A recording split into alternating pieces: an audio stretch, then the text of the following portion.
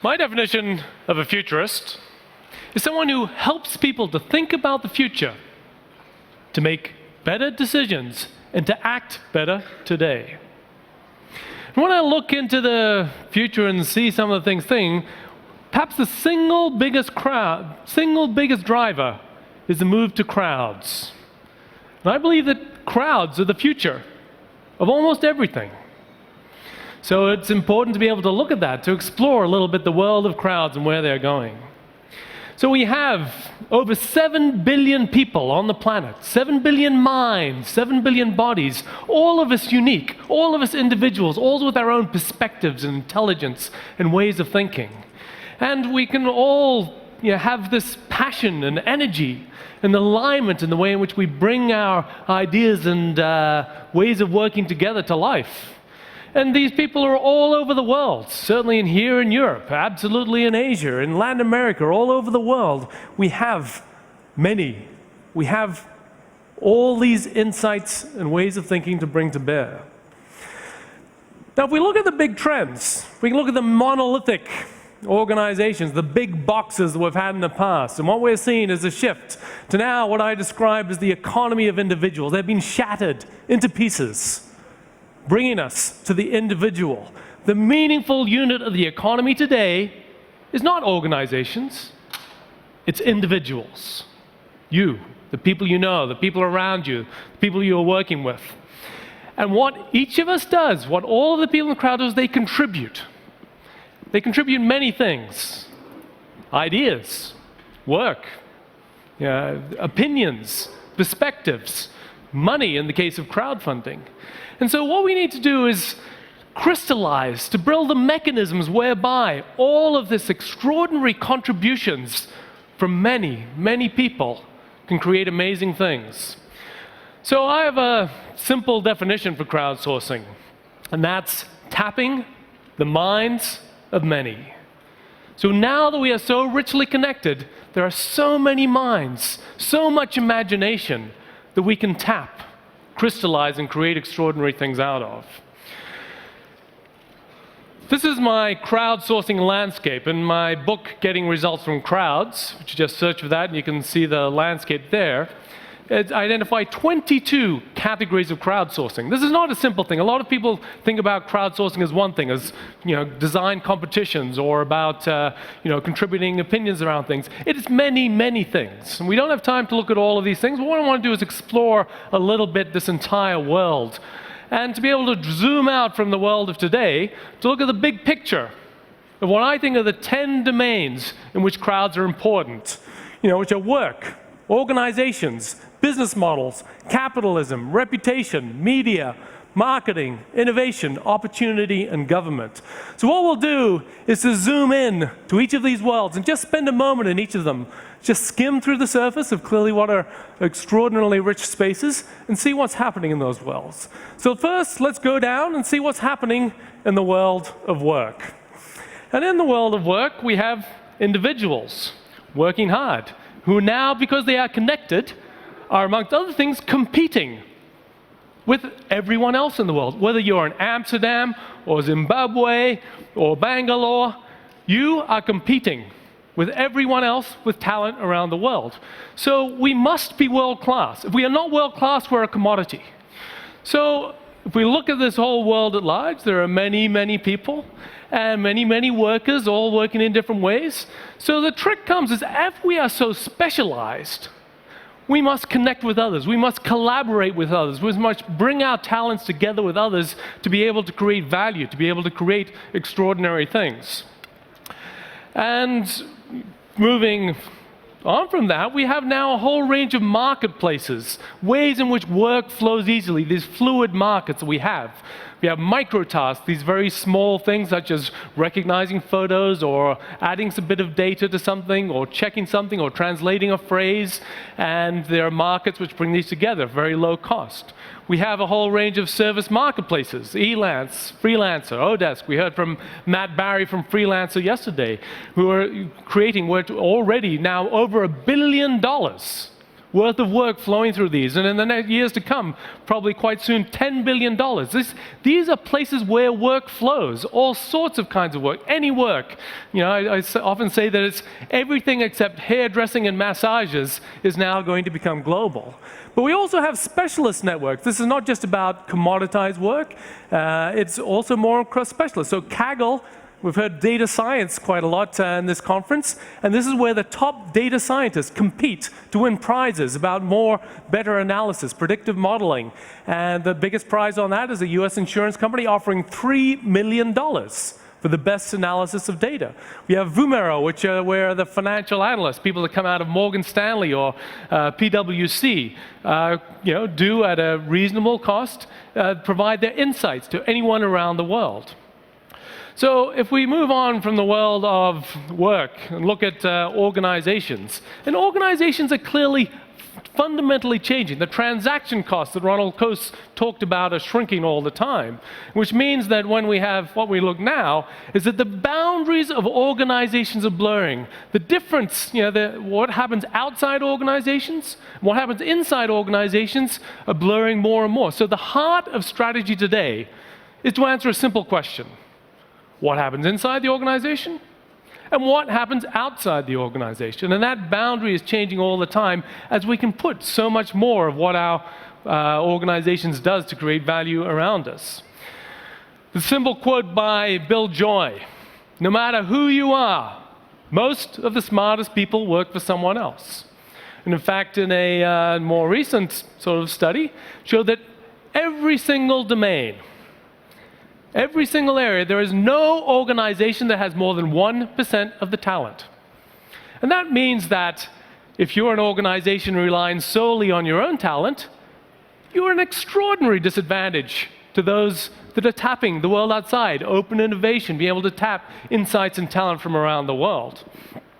And if we look now at business processes don't just happen inside organizations. Business processes have to link to other things that are happening outside organizations in various ways. Being able to say the things that are creating value do not just happen inside your organizations, they happen within, across, and beyond those boundaries. So from there, and clearly particular interest to the crowd here, is that of business models. And what I've done is to organize the crowdsourcing landscape into 8 categories of business models. And again, you can go to resultsfromcrowds.com or search for crowd business models, and where I've looked at both the monetization and the success factors for each of these crowd business models. So there's a whole array, and now businesses cannot say, okay, well, this is our business. Oh, how do we include the crowd? How do we tack it on? It doesn't work that way anymore. Business models must start from the crowd. And just to give a few very simple examples, we have data.com, which used to be Jigsaw, which was acquired by Salesforce.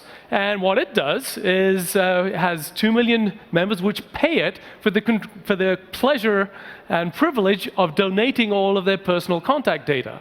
So everyone they know, all of the phone numbers and emails and so on. Now what that means is that those who subscribe have access to that. Currently, every time somebody moves company, then hundreds and thousands of people have to update their database if they've found out about it. Now, because that is run by the crowd, the first person to know about it can update it, and immediately we have access to the latest information and data.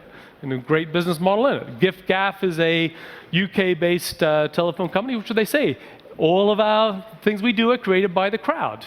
The customer service, the marketing, the support, and the people who contribute from that, the customers are rewarded with money or free time on air or contributions to charity. And we have other ones like Quirky.com, a fantastic example, which is a product company, and all of the products are designed by the crowd, where people say, I've got a great new idea for a product. They submit it. Other people refine it.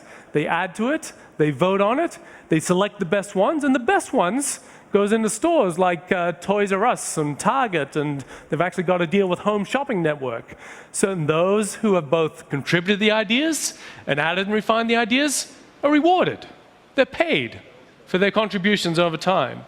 And we've also seen today, we've got Babelverse, which is a crowd-based business model, which is one of the startups outside, being able to bring these new models to bear, tapping the crowds to create value.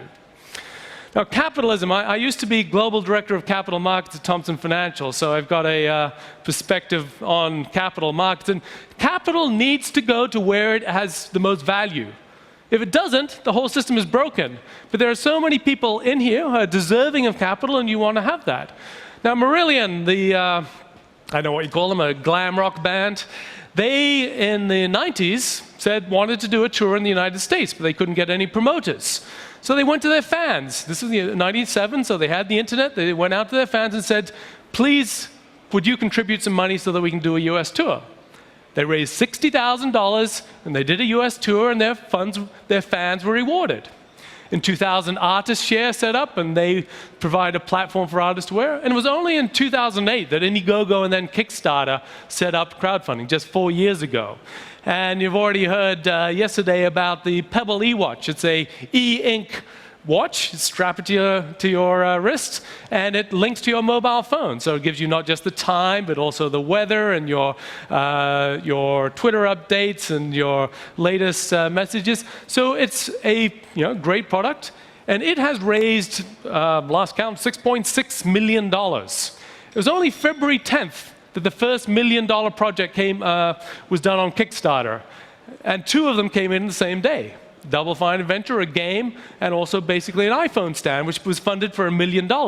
Now we have, just in the last couple of months, over $6 million for the top one, 3.3 for the next one, $3 million for the next one. So we're getting this whole new structure for how money is being raised. Critically important, April 5th, Obama signed into law the Jumpstart Our Startup Businesses Act, which enables crowdfunding for equity. Which means if you have a great idea, then anybody you convince it's a great idea can contribute a small amount. You can get many people to contribute small amounts. And this is an extraordinary enabler for startups, for innovation, for ideas. And so these are really shifting waves of capitalism where the crowd is allocating money to what they want. And this legislation is now going to flow through into other countries from US's lead. Now, I talk a lot about the reputation economy. This is one of the biggest trends we have this decade and beyond, where clearly if we are dealing with an individual, if we are dealing with a business, we'd like to know more about them. And so all of them have contact with many people. So there's this role for an organization which sits in the middle, which is able to aggregate all of the opinions of people to create a reputation measure for each of those organizations, or the organization or the individual. Clearly, we have Yelp, we have TripAdvisor, we have Honestly and the .com, which is a service where people anonymously rate other people and give their opinions on them. Now, we're still just at the beginning of these, but these reputation measures are extraordinarily valuable. These start to provide context to us. So, as we know, we have mobile apps, including augmented reality apps, where we can look around us, see the restaurants or the bars, and see how much people like them and choose which ones we choose to wander in. Now that we're having augmented reality glasses, hopefully kicked off by Google's Glass project, means that when we walk up to people in the street, it will not only tell us what their name is and what their Twitter handle it is, but it'll also tell us their reputation. So we'll know whether or not we should say hello to them. And moving on from reputation, we have the world of media. And this is one thing which is pretty clearly being driven by crowds over the last decade or more. We have the whole monolithic worlds of news and television and images and music. And clearly what has happened from the late 90s moving on is that all of these have been shattered into pieces, where we don't just have the big providers or publishers or streamers, we have worlds, many. The crowds have been creating content, and that's not a news story, that's one of the big shifts, where content is being created by many. Clearly there's a massive amount of dross in that, but there's also extraordinary gems, things that never would have gone out otherwise, things that wouldn't have been found. So when the crowd looks at that, and this is where we are still in process and still in finding, is where those individuals can find what is fantastic, what is brilliant, from all of that. Again, this is a form of reputation measure where the crowds are selecting from, we have now an infinity of content, but the crowds together can find and discover what is truly unique, what is really wonderful, and that's what all of us are doing, initially through Twitter and other platforms, which are going to develop more over time. We have media, clearly, if we want to think about marketing. This idea of how do we use crowds to be able to market things at large. The whole world of TV commercials and how it used to be sort of the 30-second commercials and going to broadcast things to people, even that world has changed. So this is an advertisement for Harley Davidson, which was created by the crowd. Victors and Spoils was an ad agency set up 2.5 years ago by, used to be the strategy director at Crispin Porter Bogusky. And he's have clients like Harley Davidson and Levi's and other large companies. And what they do is they go to not everybody. They have what I call a managed crowd. They have highly talented people that have worked in advertising before. They choose the best of them. They work with them. They bring the client in to be able to create, in this case, the first TV commercial created by the crowd, bringing the ideas together, finessing them and taking them at large. We have the Blur Group. And that is a platform where you can go in and instead of going to one agency or getting bids and ideas from 3 or 4 or 5 agencies, you can get them from dozens. There's platforms, there's marketplaces where you can democratize really the availability of talent, making sure you're getting the right comparative pricing and getting the best ideas, which again, they don't come from the few, they come from the many. So going to the many is what brings them in. You know, and Sam Adams at South by Southwest had a beer, which was specially for South by Southwest, that was created by the crowd.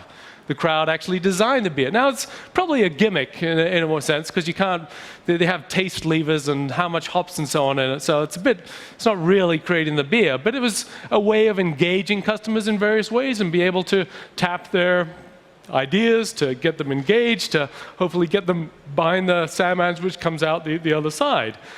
And so now if we look at the top 8 brands in the world, as ranked by Interbrand, all of them are using crowdsourcing in their marketing and in other ways as well, in various guises. You know, Intel has TV commercials created by the crowd. Microsoft is getting videos to help with its teacher outreach program. Coca-Cola has all sorts of initiatives and TVs and marketing which are created by the crowd. All of them are saying, but this is just the very beginning. Clearly, more and more, marketing is not, okay, here's a great idea, let's push it out to all of these people. How do we engage people? It's not about push it, it's about getting the crowd to be engaged, to want to create that, to be part of the message, to be part of this whole movement. From marketing, we move on to innovation, and that's one of the most critical ones, because as I said, innovation can't happen in just a single place. It has to happen beyond that. So you've probably heard the story of Procter & Gamble and their move to open innovation, where from 2000, A.G. Lafley, the CEO, said, we must have half of our innovation outside. So when they wanted to extend the Swiffer range into a Swiffer duster, they found that what they did internally wasn't as good as what they could find externally. So they went outside to create a $90 million a year opportunity. They are open, they are looking, they are seeking what is the best from what there is around the world. We have prediction markets, and these are applied in all sorts of ways. So in Best Buy, for example, and you'll see this process where people inside Best Buy are actually making votes, they're doing trades to be able to predict what the sales are going to be for that organization.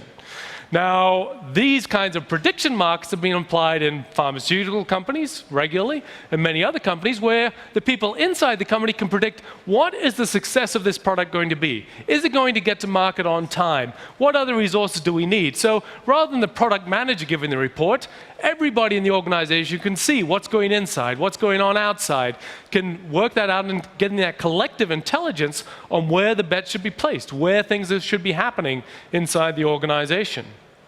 And we also have amazing situations where like Foldit. Now Foldit, as you can see here, is a level 47 player of the game Foldit. Now Foldit is a game where you play with proteins. Proteins are the essence of life. and they can only fold in particular ways. So the game Folded is where people can go in and they can see, how can this protein fold? How does it not fold? And learning this gives scientists the ability to design new drugs, to be able to find new ways to help people. And it's these kinds of opportunities that we have through aggregating people's attention, aggregating their talent through structures like gaming. I think one of the biggest shifts in the world is between the haves and the have-nots. This connection is extraordinary, yet it polarizes in many ways. There's many people that are not connected, they're not able to benefit, and whilst we, all of us, the elite, really, are taking advantage of this, many of them aren't. So in addition to the service marketplace I mentioned, there's a platform called Samasource. And Samasource is specifically designed essentially as a fair trade, service marketplace. They find people who they're able to give work to in developing countries. They find clients in the developing world who are able to give that. And so these are ways in which we can equalize, we can give opportunity, we can give work. And developing countries now are going to rely more and more on the incomes and the possibilities of these worlds. We have VizWiz, and that's one of my favorites, where this blind gentleman is taking a photo with his iPhone of these socks. He then speaks into it and says, what color are these socks? And within 30 seconds, somebody from a whole pool of people around the world will say, the one on type in, the one on the left is black and the one on the right is white and gray. And that then speaks it back, and it says it to them. So, for example, they go into the cupboard in their kitchen. They can say, which is the can of soup? And they can use a photo. So the crowds are lending their eyes to blind people to be able to do these things. This is an extraordinary way in which we can equalize opportunity through these tools. And finally, we have government. Now, government, I think, goes beyond what we think of government today. Government needs to be something which is about how do we together create our lives. Now, clearly, crowds have always been what shapes government. And we've seen that in Egypt, where these crowds in Tahrir Square have changed the government, and many other countries in the regions around them. So, but they have been amplified. I always believe that I talk about social media as the amplifier of our voices, of our expressions. And that's what's happened where these crowds have made themselves felt over time. We have, for example, in Iceland, the recent constitution of Iceland was crowdsourced. All of these people are there to be able to contribute to the crowdsourcing of the Icelandic constitution. It was also on Facebook and another online wiki. So we are forming policy as crowds. The New Zealand Police Act, quite a few years ago, was actually shaped on a wiki. So collectively, we are not just voting for people and saying, okay, go do it until next time we vote you in or vote you out. We are collectively making things happen. Clearly, the information the government has, the many departments of the government have, is our information. So when they create a very simple mechanism, such as an APIs, the proliferation of innovation creates all of these applications. We can access, we can add value through what the government provides us, through what our government provides us. We tend to think of the government and us, but the government must be us. We must shape the government. And beyond this clearly is the shift to participatory democracy, which will have its struggles on the way, but absolutely we need to be able to create that, to take control, to become more the government, to be the government which controls us. So if we then zoom out, we've seen these worlds, the worlds in which crowds apply of work, organizations, business models, capitalism, reputation, media, marketing, innovation, opportunity, and government. So let's zoom back into the world, the Earth, and see that in fact, we live in a global brain. The people on the planet are as the neurons in the brain. We are now so richly connected. This is an old dream. This is an old story. The ancient Greeks used to say that together we can have a collective intelligence. And just as we can imagine flying through the brain today, the people and our profiles, it's only just in the last few years that we are so richly connected that the messages that flow between us really make us, all of us, and our connections like a global brain. Again, it doesn't have necessarily value in itself. We must distill the value. We must find the value from which this flow, this connections can truly create collective intelligence.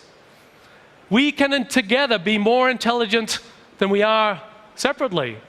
It's an extraordinary ambition, yet that is something which is part of the human race, I believe, moving forward. So this gentleman, this wild-looking guy, that's John C. Lilly. If you saw the film Altered States from a while ago, it was based on him. He was a scientist who explored, with amongst other things, human-dolphin communication and taking LSD and sensory deprivation tanks and other ways of exploring consciousness. And he had a dream that we can achieve not just global intelligence, but a global consciousness, that we can be so richly connected in our thoughts that in fact our consciousness can be something beyond us. Again, this is an age-old dream, yet we are getting closer to the technologies that will enable us to achieve it. Now, one of my publications of my group of companies is futureofsex.net, where we explore the future of sex, and there's many interesting aspects of that: virtual sex, remote sex, robots, immersive entertainment, and so on. But if we look at just a little bit beyond the immediate, there is a potential to actually touch the pleasure senses of our partners through technological means, to be able to have that intermediate, to be able to actually stimulate ourselves, which raises the potential, that's not immediately here, that we can create a crowd orgasm. Imagine what that would be like. So these are some of the possibilities and the potentials. And we think, what is the potential of crowds? These are some of the things that we can dream about. Now, Marshall McLuhan, great visionary. One of the things that he said is that media is an extension of our senses. And what it means is, for example, TV.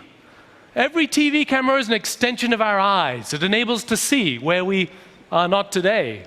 Radio is an extension of our ears, where we can hear where we aren't today.